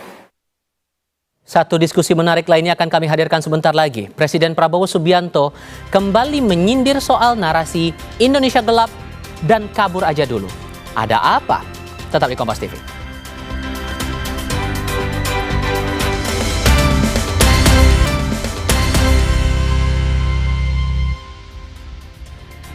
Kembali bersama kami, Presiden Prabowo Subianto kembali menyindir soal narasi Indonesia gelap dan kabur aja dulu. Prabowo mempersilahkan pihak-pihak yang sering menyampaikan narasi negatif soal Indonesia untuk kabur ke Yaman. Presiden Prabowo saat berpidato di acara groundbreaking proyek di Cilacap, Jawa Tengah, menyatakan Indonesia kini mulai hidup secara mandiri. Namun ia heran karena saat ini masih ada pihak yang menyuarakan narasi-narasi negatif seperti Indonesia gelap dan kabur aja dulu.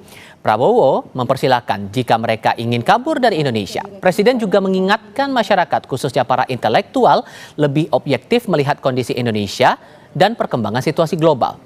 Presiden menyebut Indonesia kini dianggap negara paling aman di dunia. Gerakan ini, gerakan itu, terus kita dibikin apa lagi? Indonesia gelap, matanya burem. Indonesia gelap, Indonesia terang. Ada yang mau kabur, ada yang mau kabur, kabur aja. Kok kabur aja ke sana? Mungkin ada yang mau kabur ke Yaman, ya. Silakan. Mau kabur kemana? Hei orang-orang pinter, bukalah berita, ya. Lihatlah, ya. Kita ditempatkan sebagai negara yang paling aman di dunia sekarang, ya. Kabur aja deh. Iya, kabur aja biar kita nggak gaduh. Presiden Prabowo Subianto kembali menyinggung soal narasi Indonesia gelap dan kabur aja dulu. Prabowo mempersilahkan pihak-pihak yang mengusung narasi negatif soal Indonesia itu agar kabur ke Yaman. Bagaimana kemudian membaca pernyataan Presiden Prabowo ini? Kami akan diskusikan ini bersama dengan para narasumber. Bergabung saat ini politisi Partai Gerindra Sugiat Santoso dan Direktur Eksekutif Lingkar Madani Ray Rangkuti. Selamat malam semuanya dengan Tifal di sini. Apa kabar? Baik sejauh ini. Selamat malam semuanya. Terima kasih sudah bergabung bersama kami dalam diskusi kali ini. Jadi disinggung lagi soal Indonesia gelap, kabur aja dulu, terus nyindir siapa yang mengkritik kabur aja ke Yaman ini. Pak Sugiat mau nyasar siapa sebetulnya? Ya, apa yang disampaikan oleh Pak Prabowo Subianto terkait dengan kritiknya atas narasi-narasi pesimistik seperti Indonesia gelap atau kabur saja dulu, itu pesannya dua hal, yaitu terkait pertama penguatan semangat nasionalisme. Bahwa kalau kita belajar dari founding father kita, bagaimanapun situasi bangsa ini, ya katakanlah sesusah apapun situasi bangsa ini, bahwa kita tetap harus memperjuangkan apa yang menjadi cita-cita besar dari bangsa ini. Bukan malah membangun narasi-narasi seolah bangsa lain itu jauh lebih indah, jauh lebih enak, jauh lebih bahagia daripada ketika mereka hidup di Indonesia. Itu kan menyinggung semangat nasionalisme. Yang kedua adalah semangat optimisme, bahwa kritik-kritik yang tidak memberi solusi dan itu lebih besar daripada membangun narasi-narasi pesimis, saya pikir itu tidak memberikan dampak yang sangat positif bagi pembangunan bangsa ini kan. Jadi ada dua pesan yang ingin disampaikan Pak Prabowo, ayo kita semangat nasionalisme itu jangan diremehkan atau direndahkan dengan narasi-narasi yang seolah-olah Indonesia ini sebuah negara yang tidak baik bagi mereka. Dan yang paling penting adalah optimisme. Dan memang kan secara data bahwa dibandingkan misalnya dengan negara lain yang juga mengalami krisis energi, krisis pangan, bahwa Indonesia masih dalam koridor yang on the track untuk melaksanakan tujuan-tujuan berbangsanya. Tapi tujuannya mau disasar ke siapa? Kritik itu kembali diungkit lagi oleh Presiden, Pak. Ya selama ini kan semenjak era digital banyak sekali misalnya kritik-kritik yang sesungguhnya itu tidak membumi terhadap realitas yang ada di tengah-tengah masyarakat kan. Misalnya kan selama ini kan seolah-olah karena viral itu merupakan bagian dari aspirasi publik, padahal kalau kita cek di lapangan atau di tengah-tengah masyarakat, bahwa masyarakat misalnya terkait dengan program MBG, berapa banyak misalnya masyarakat yang itu patungan membangun dapur MBG, itu kan menunjukkan bahwa ada semangat gotong royong, semangat optimisme bahwa program ini akan berjalan baik dan bisa memberikan sumbangsi yang sangat besar lah terhadap pembangunan sumber daya manusia di Indonesia. Tidak pernah misalnya dalam sepanjang sejarah ada begitu banyak kelompok masyarakat yang mau menyisihkan ekonominya, misalnya uangnya itu untuk membangun dapur, dan itu mungkin sekitar 2 tahun bisa balik modal. Tapi lihatlah yang terjadi, berapa puluh ribu sekarang dapur MBG yang dibangun oleh masyarakat dengan patungan, dengan dana yang sangat mandiri, dan itu kembaliannya mungkin sekitar 1,5 sampai 2 tahun. Itu menunjukkan bahwa masyarakat di level bawah itu lebih optimis dalam menyikapi kebijakan-kebijakan yang atau program yang sudah diambil oleh Pak Prabowo Subianto. Sorry saya potong Pak. Kalau dalam konteks yang disampaikan di Cilacap kemarin itu Pak Prabowo juga menyinggung, hey orang-orang pintar. Jadi orang-orang pintar ini maksudnya ke siapa kalau gitu Pak? Ya bisa saja bahwa selama ini senior-senior yang melakukan kritik, apalagi kan selama ini kan ada semacam kemarin ada narasi Indonesia gelap, itu kan sangat menyinggung harkat nasionalisme kita kan, seolah-olah ini bangsa sedang sangat menderita sekali kan. Dan ada sebuah narasi kabur saja dulu lebih enak di luar negeri kan, itu kan menyinggung nasionalisme kita. Dulu kalau founding father kita berpikir seperti itu, misalnya Hatta sudah enak-enak dia di Belanda, kalau dia berpikir sangat receh seperti itu, dia nggak mau balik ke Indonesia nggak akan merdeka. Kita butuh orang pintar, intelektual, aktivis, segenap elemen bangsa untuk katakanlah atas dasar nasionalisme itu jangan kita remehkan Indonesia ini di mata diri kita sendiri, kan saya pikir itu. Nah, Bung Rey, menurut Anda pernyataan Pak Prabowo kembali mengungkit masalah Indonesia gelap, kabur aja dulu, ini mau disasar ke siapa? Ya, saya juga kurang tahu ya, karena Pak Prabowo mengungkit apa yang sebenarnya sudah lama atau bahkan mungkin pada tingkat tertentu sudah mulai ditinggalkan orang gitu ya. Kabur aja dulu itu kan seingat saya awal-awal Januari dahulu ya munculnya gitu. Nah, jadi sekarang sudah berapa bulan tuh, 3 bulan orang sudah agak lupa dengan tagar itu, tapi Pak Prabowo ternyata masih ingat gitu. Jadi kadang-kadang kita melihat apa yang sudah adem di tengah masyarakat dibangkitkan lagi oleh Pak Prabowo gitu loh. Kembali berarti tujuannya buat apa kalau gitu menurut Anda? Saya juga nggak tahu ya, karena saya lihat Pak Prabowo akhir-akhir ini agak sensi ya gitu. Setelah mungkin peristiwa halal bil halal kemarin. Jadi banyak hal kemudian yang dipandang, dilihat ya sebagai sesuatu yang tidak menggembirakan lah bagi beliau gitu. Meskipun di tengah-tengah itu beliau selalu berujar ya perlunya kritik lah inilah gitu. Ini Tapi, halal bihalal ini maksudnya halal bihalal yang pengamat waktu itu? Iya, kan ke sana tuh. Tapi ya kalau pidato beliau itu kan banyak aspek tuh. Jadi setidaknya 3 tuh kan yang disasar ya. Pertama adalah anak-anak Gen Z yang membuat tagar dahulu soal kabur aja dulu. Kedua adalah kaum intelektual yang ia sebut sebagai tidak patriotik dan nasionalis gitu ya. Dan yang ketiga adalah ya pesaingnya dulu ya kan yang dikait-kaitkan dengan kabur aja ke Yaman gitu. Jadi Ini pesaing ada 3 spesifiknya kelompok maksudnya kemana nih kayaknya. Bang? Enggak, itu tadi udah 3 kelompok itu yang disasar. Kelompok Gen Z yang dulu buat tagar kabur aja dulu ya kan. Lalu kelompok intelektual yang ia sebut sebagai tidak patriotik dan nasionalis. Dan juga kelompok saingan politiknya yang ia sebut sebagai kabur aja ke Yaman gitu. Oke. Jadi 3 kelompok ini disebutkan oleh Pak Prabowo dalam satu napas ya, dalam satu pembicaraan gitu. Oke, Pak Sugiat, kalau kata Bung Rey, ini Pak Prabowo lagi sensi semenjak ada setelah halal bihalal pengamat waktu itu. Benarkah begitu, Pak Sugiat? Ya, saya pikir apa yang disampaikan Pak Prabowo tidak mengarah ke satu personal, tidak. Dia ingin mengingatkan kita, apalagi generasi muda kita, apalagi apa yang menjadi perbincangan di publik lah.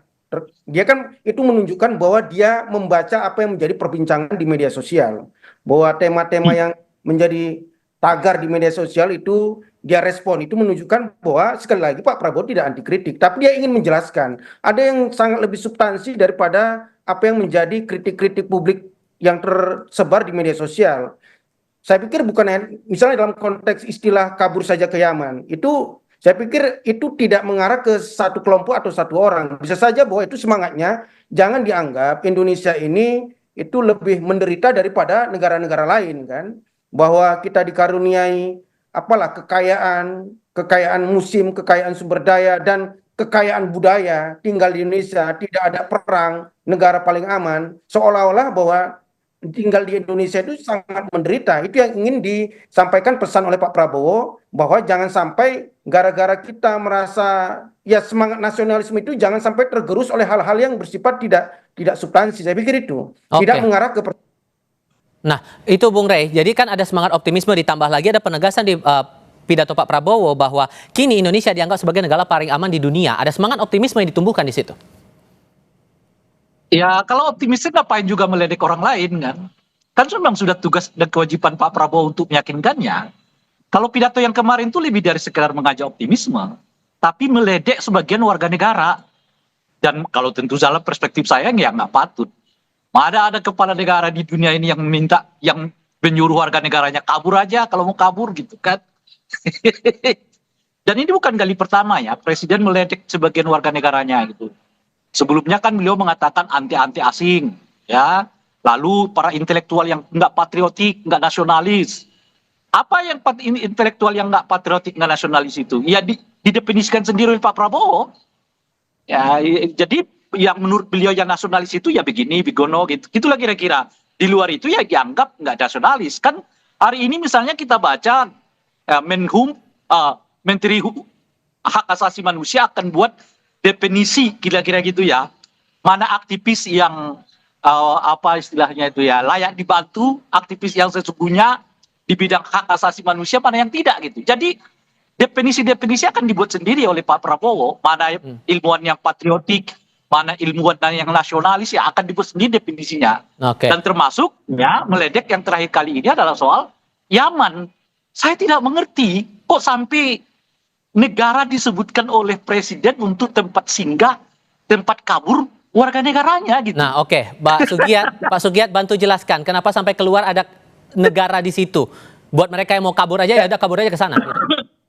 Ya, saya pikir itu tidak dalam konteks meledek, Bang Ray kan. Memang gaya komunikasi Pak Prabowo kan gaya komunikasi yang tanpa basa-basi. Sesekali bahwa ada semangat humor di situ. Saya pikir jangan terlalu serius kita seolah-olah itu sesuatu yang katakanlah meledek. Tidak. Saya selama sejak awal bersama Pak Prabowo misalnya membangun dan mendirikan Gerindra, memang gaya khas beliau dalam berkomunikasi tanpa basa-basi dan sesekali bahwa ada rasa humornya di situ. Tapi yang paling penting kan bukan itu. Yang paling penting ada substansi filosofis yang ingin disampaikan oleh Pak Prabowo pada saat itu, yaitu tentang bagaimana kita menjaga semangat nasionalisme dan menjaga optimisme. Walaupun memang ya namanya juga pemerintahan, tidak ada yang sempurna, pasti ada kekurangan dan kelebihan. Tapi jangan karena kita melihat hanya kekurangan-kekurangannya saja, lalu kemudian kita membangun narasi yang sesungguhnya itu tidak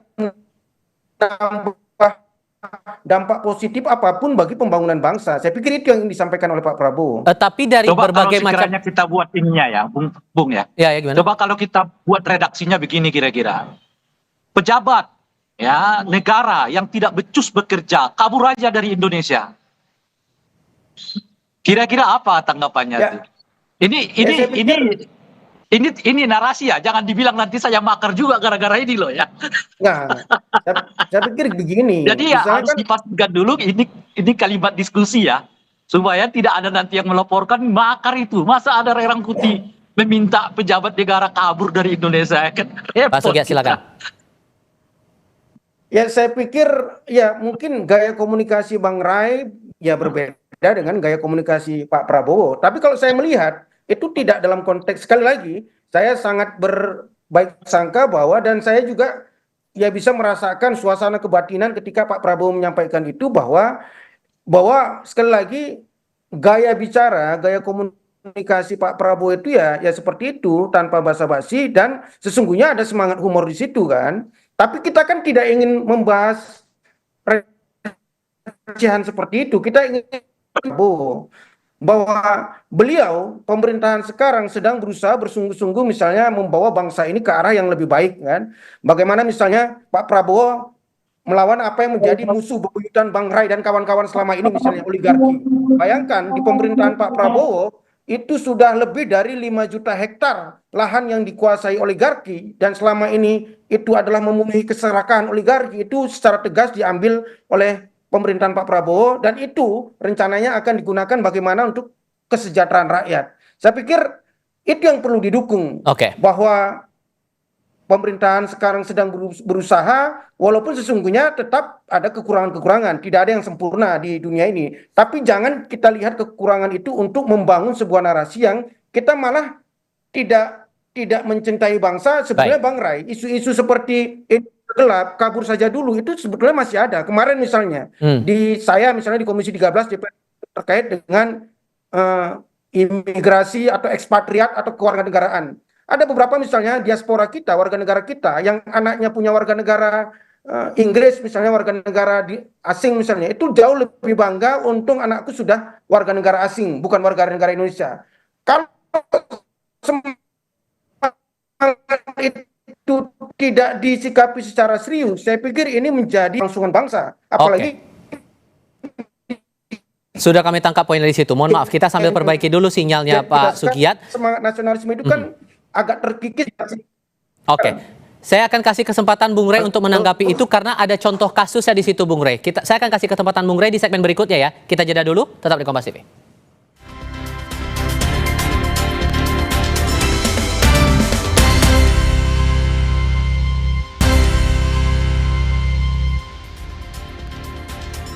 Bung Ray, ada contoh kasus warga negara kita yang harusnya bangga jadi warga negara Indonesia malah jadi bangga dengan status warga negara di negara orang. Makanya kemudian Pak Prabowo menyinggung itu lagi, masalah Indonesia gelap dan kabur aja dulu itu. Iya, pertama kan pemerintah sendiri sudah mengatakan bahwa tidak semua warga negara itu dapat dipuaskan. Nah, tapi tidak karena itu kemudian mereka diledek juga, gitu loh kira-kira tuh. Nah, yang kedua adalah kan bukan hanya rakyat yang katakanlah misalnya mengungkapkan kata-kata sinisme terhadap pemerintah, tapi juga pemerintah kan seringkali mengungkapkan kata-kata sinisme kepada rakyatnya sendiri. Saya kira udah banyak sekali ya kata-kata sinisme yang diungkapkan kepada masyarakat. Misalnya mereka yang menolak MBG nggak tahu bersyukur gitu ya. Dan termasuk menurut saya ungkapan yang menyebut bahwa pembangunan yang sekarang ini ya yang membuat sebagian orang mengkritiknya dianggap orang yang tidak bersyukur. Itu kan juga sinisme. Jadi kritik kemudian dibalas dengan dianggap sebagai sinisme terhadap pemerintah. Dan anggapan sinisme terhadap pemerintah itu sebetulnya adalah sinisme juga terhadap para pengkritik gitu. Nah, jadi lebih unik lagi adalah kita mulai melihat gejala sekarang di mana definisi mulai dibuat sendiri oleh pemerintah. Kritik boleh tapi, ya kan, kebebasan ada tapi, demokrasi berkembang tapi, ya kan, dan pakai tapi-tapi. Nah, tapi-tapi ini kan definisi yang dibuat sendiri oleh pemerintah. Kemudian ini menurut saya ya nggak lebih dan nggak kurang tuh meniru gaya Orde Baru. Orde Baru kan juga dulu begitu kan, bahwa kebebasan dijamin, tetapi harus etikanya. Kritik boleh asal membangun. Oke. Nah, apa yang disebut dengan kritik membangun? Mereka sendiri yang buat definisinya juga, bukan kita gitu ya. Intelektual harus patriotik. Apa yang disebut dengan patriotik?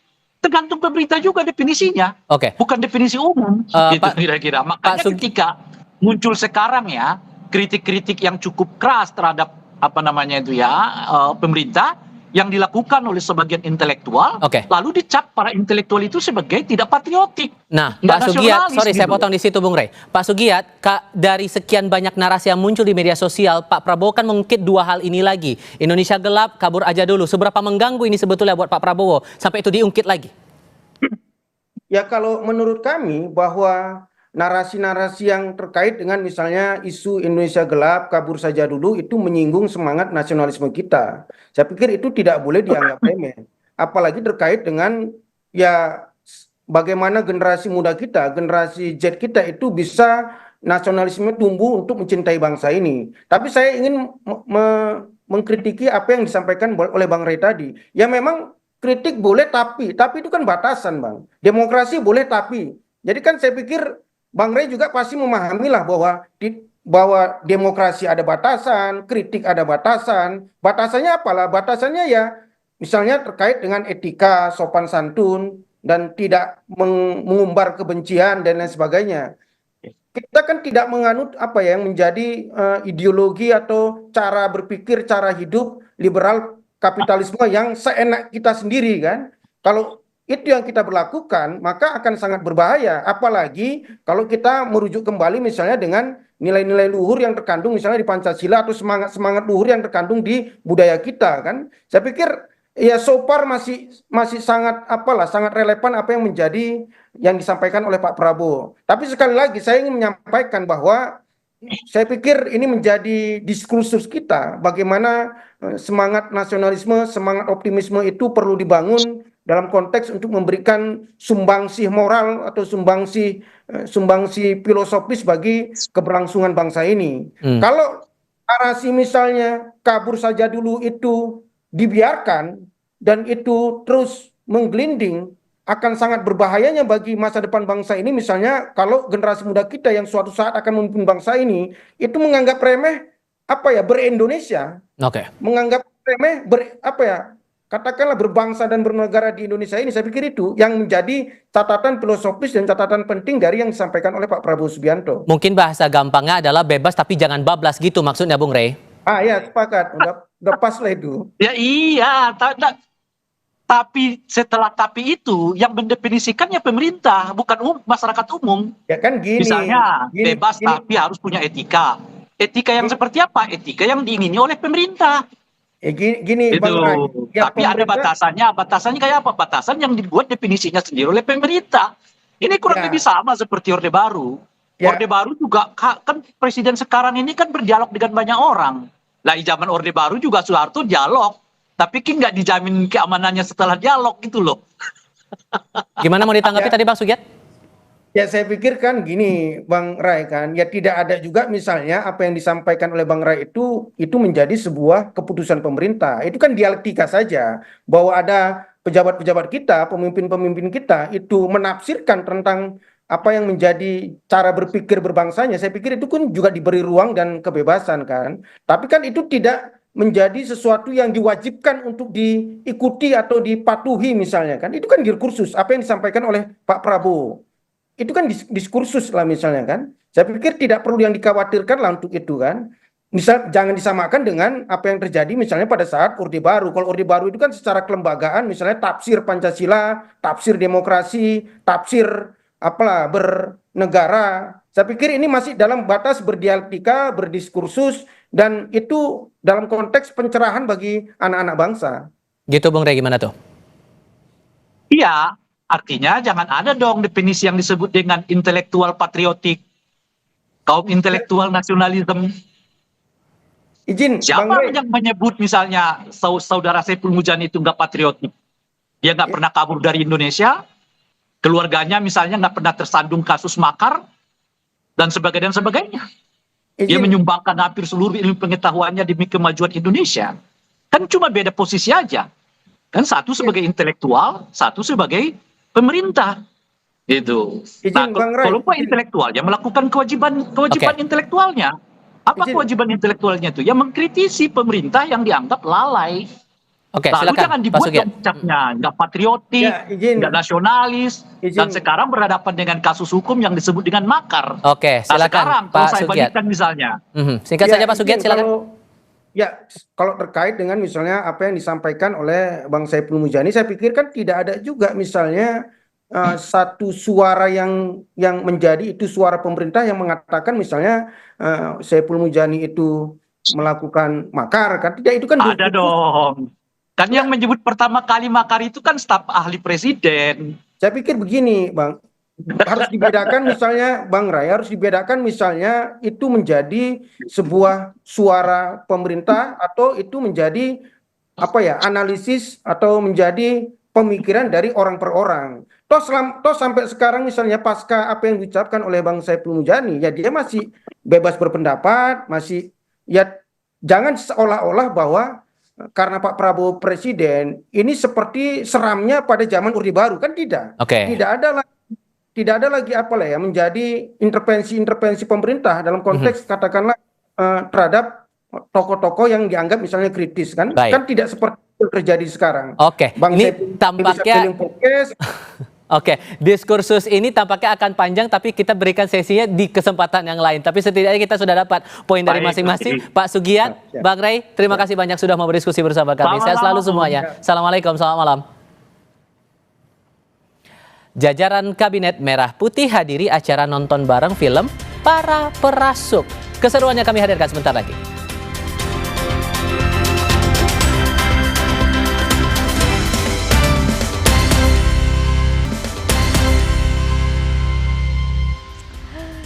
Saudara, kami hadirkan informasi demam film lokal merasuki jajaran Kabinet Merah Putih. Sejumlah menteri, wakil menteri perempuan, kepala badan komunikasi, dan juga politisi hingga artis menghadiri acara nonton bareng film terbaru karya sutradara Regas Banuteja berjudul Para Perasuk. Kehadiran para pejabat negara ini menjadi bentuk dukungan nyata terhadap industri ekonomi kreatif dan kualitas film nasional yang kini semakin kompetitif. Oke, Bu main satu kata buat Para Perasuk. Keren banget. Jadi kerasukan itu kan susah.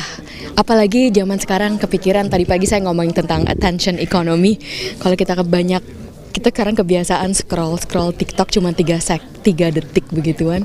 Per detik. Kalau untuk bisa kerasukan itu harus tadi banyak fokus, atensi. Jadi kepikiran, sebenarnya mungkin kerasukan zaman sekarang apa lebih susah ya? Wajib nonton karena filmnya benar-benar nunjukin tentang kebudayaan Indonesia dan ngingetin kita tentang social life di sekitar kita. Wajib nonton. Beginilah respons antusias dari geng wakil Menteri Perempuan Kabinet Merah Putih pasca menonton film Para Perasuk karya Rekata. Film besutan sutradara Regas Banuteja ini dinilai syarat akan pesan dan kritik sosial dan dibalut dengan visual yang memukau.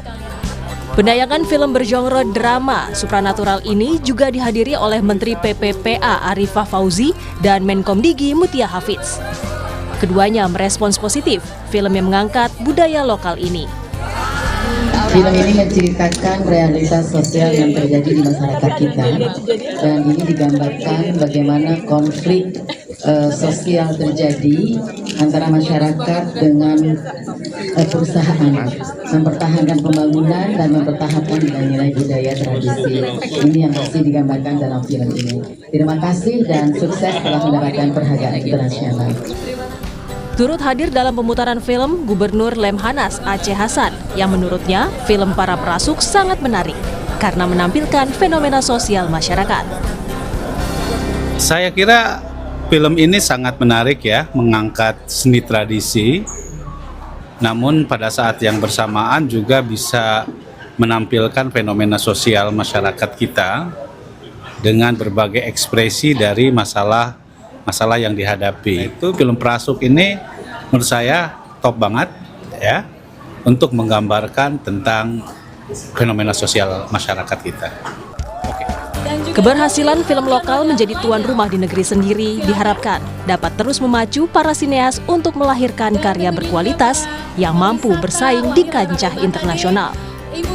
Film Para Prasuk juga masih bisa Anda saksikan di bioskop-bioskop di tanah air. Alvania Rizky, Janivan Prapta, Kompas TV, Jakarta.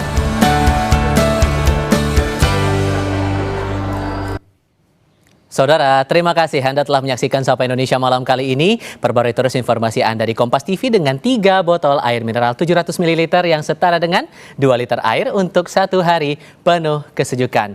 Besok tanggal merah, selamat libur panjang yang besok kerja. Yuk semangat yuk. Saya Tifal Solesa. Saya Friska Clarissa, terima kasih. Sampai jumpa.